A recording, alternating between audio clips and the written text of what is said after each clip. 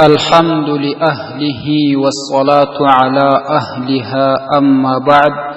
معززو یو ورور پوښتنه کړې ده که چیرې یو چا اختری اخیستی وي خو بیا یې قرباني نه کړي او بیا دا چې دی صاحب د نصاب وي خو قرباني یې ونه کړله، آیا پر ده باندې د دغه قرباني قضایي شته او که نه؟ الجواب وبالله التوفیق حامدا ومصلیا.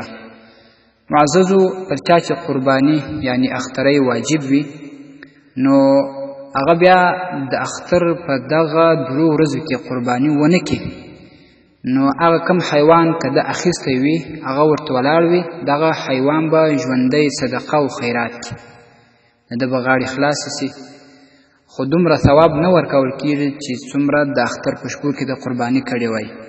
او که چیرې حیوان هم نه وي اخیستی بیا به د حیوان په اندازه قیمت چې حیوان په څو روپۍ باندې اخیستل کېږي هغه قیمت به پر فقیرانو مسکینانو باندې صدقه کړي، بیا به هم غاړې خلاصې شي. الفقه الاسلامي وادلته، دریم جلد 609 صفحه. الموسوعة الفقهية، پنځم جلد 490 صفحه. البدايع، پنځم جلد 88 صفحه. والسلام علیکم ورحمة الله وبرکاته.